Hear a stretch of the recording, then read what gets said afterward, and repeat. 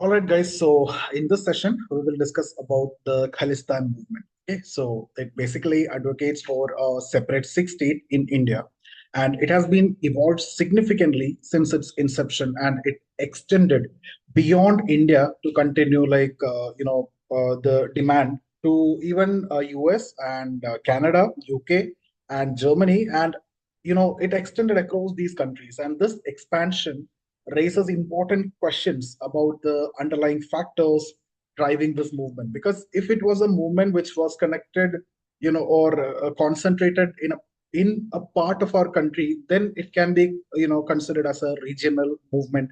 But here, it crossed the region, it crossed the country, and spreading across countries, including US, UK, Canada, Germany, etc.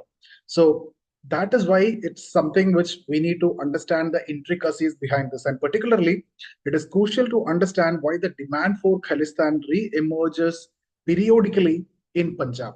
Now, historically, if you look at Punjab has experienced a religious and political void that figures like Amritpal Singh aim to fill by presenting themselves as a messiah, and the movement's international dimensions reveal how geopolitical factors intervene with domestic sentiments, right? So that's exactly what we will be focusing on. And in the context where the relation between Canada and India is in tension, we need to discuss this in detail. And the relationship between India and Canada has recently become strained, primarily due to allegations surrounding the assassination of Hardeep Singh Nijjar, a prominent Khalistani activist.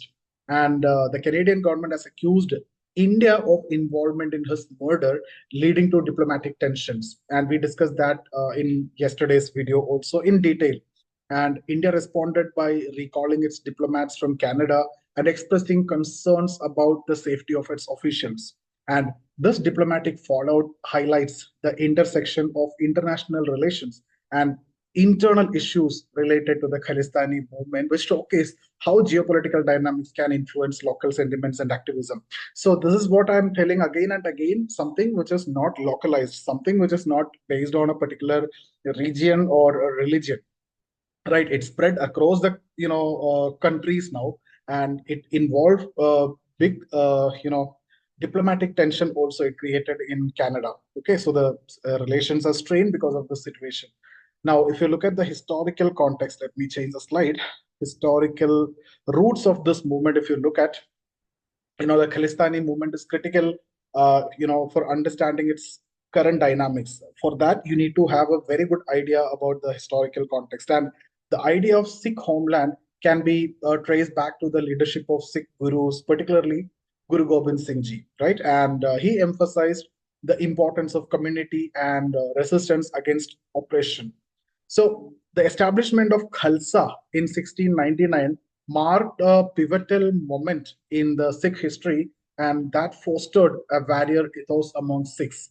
And however, this movement's more it became more militant, and more militant expressions began in the late 20th century, and particularly under the leadership of figures like Jarnail Singh Bhindranwale, and he galvanized the support for the course.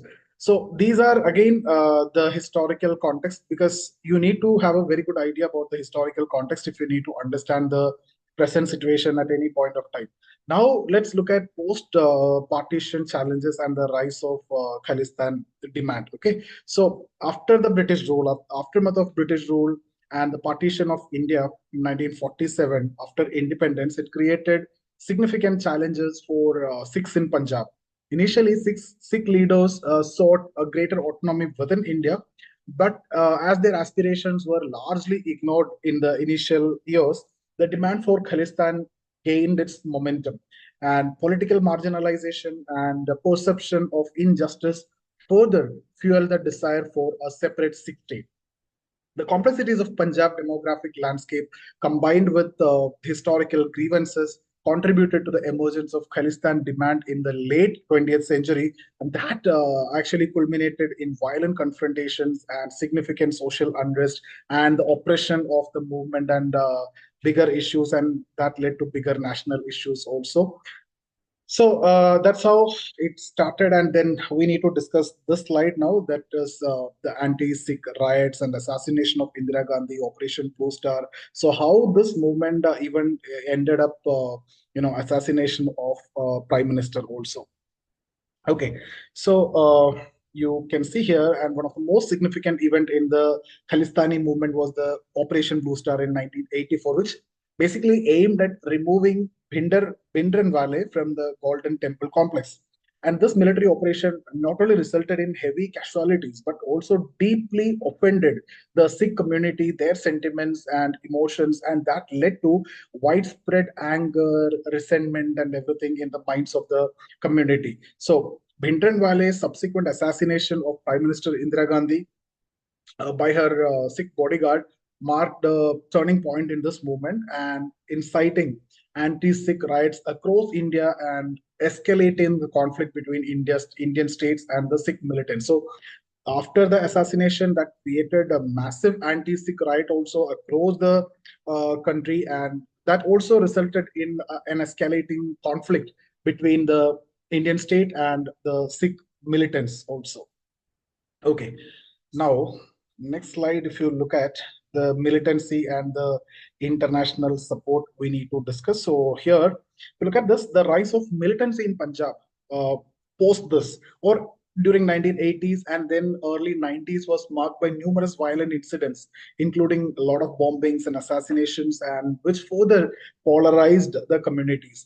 And the groups like Khalistan Liberation Force, Babar Khalsa emerged, right? And this was basically seeking to advance the Khalistan agenda through violent means.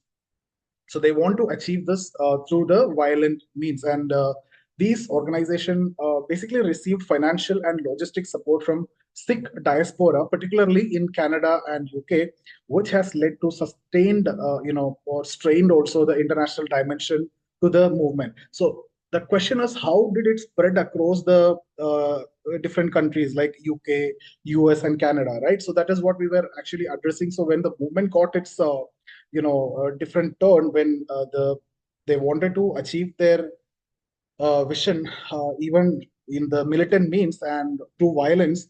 At that point of time, they started getting the support of the Sikh diaspora who were actually settled in UK, Canada, US, financial funding and everything. And the role of foreign nations in supporting these groups complicated India's approach, in managing the Khalistan issue. So even if the government tried to weaken them, they are getting huge support, at the international level from the community itself. So that's what wanted to discuss here as the international support. And if you look at the socio-economic challenges, one of the main issues, the drug addiction and impact will be on the public health crisis, and the consequences, the social instability, unemployment that lead to youth migration from the country, and that is also leading to brain drain. Our precious brains are going and working abroad and making it good for them.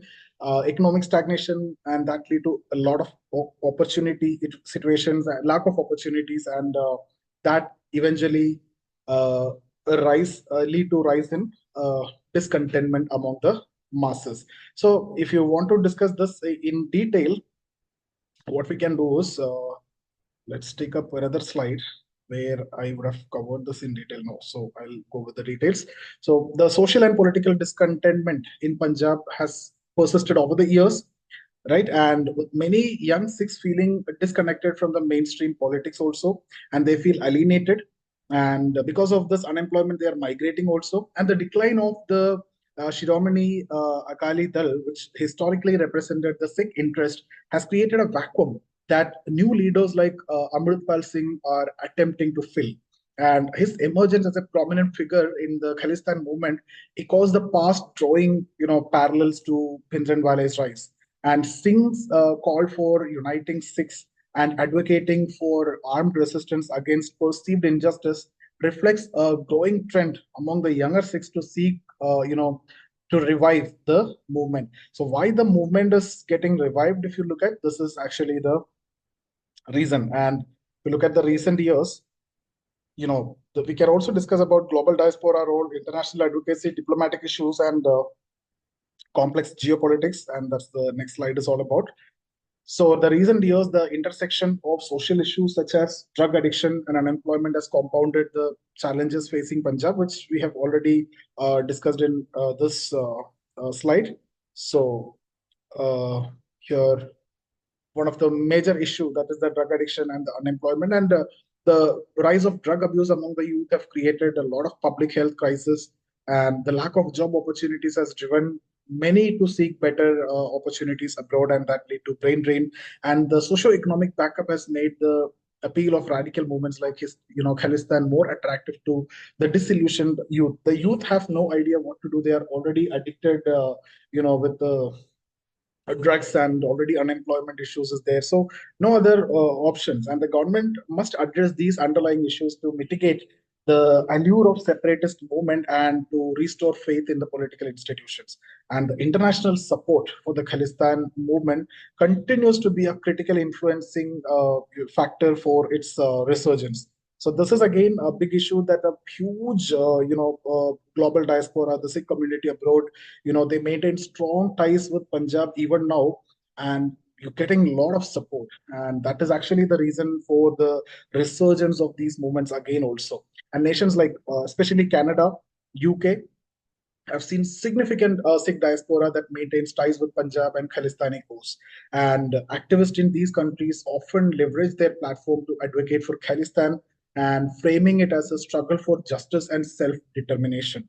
Okay, and the geopolitical motivations of these nations further complicate India's effort to curb the movement.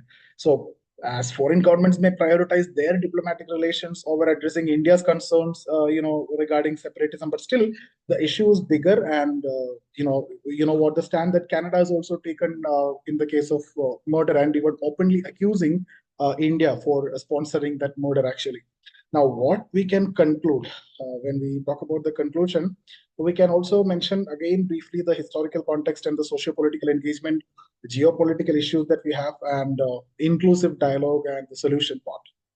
So, in conclusion, the Khalistan movement is a complex interplay of historical grievances, political aspirations, and international dynamics. Guys, why I am discussing in this way is because there is a possibility, there are three ways in which they can ask you this question. One, connected with the social issues, they can ask you, or it can be asked as post-independence area, or it can also have a potential to be asked as a essay, but chances are less, okay, because a kind of separatist movement, uh, like again, you have a possibility in your GS3 also, the internal security, and how internal security challenge will, affect the international relations also. In that way, they can ask. So if you see paper one, there is a possibility in post-independence and then social issues. Paper two, there is a possibility when it comes to international relation. Paper three, there is a possibility when it comes to of course, internal security aspect. Paper four, it is also connected with ethics because they are talking about injustice and discrimination and all those struggle for self-determination and all those. So ethics possibilities there. They can ask a bigger question as essay also. So whatever you're going to write in the five areas, five papers, you have a high probability that this question can be asked, especially when the issues are arising and emerging. And interview, this is going to be a very interesting question. Okay, so that's the reason why we have done this discussion. So its revival underscores the need of nuanced understanding of Punjab's political, socio-political landscape. Now, addressing the movement require not only tackling the immediate concerns of the Sikh community, but also engaging with the broader geopolitical implications. As in, and India is navigating its relationship with countries that harbor Khalistani sentiments. It is very crucial to recognize the importance of fostering inclusive political dialogues that address the aspirations and frustrations of the Sikh population. Without that, it is going to be very difficult, and only through comprehensive engagement that can the specter of skepticism be effectively addressed. Otherwise, the issue will persist. Even see to what extent you can suppress something. If you suppress, it will come back again. Something which is based on an ideology, you cannot, oppress or suppress. It will again come back when the situation demands. It will come back, right? And that's exactly what is happening. So, guys, that's about the session. I hope you understood whatever we discussed. Thank you so much for watching. See you soon in the next session. In case if you want to join the complete IS course, I'll give you the link in the description. You can join. If you want the sociology course, still you get the same link in the description. For one-to-one mentorship and everything, you can get in touch with us. And see you guys in the next session. Thank you so much.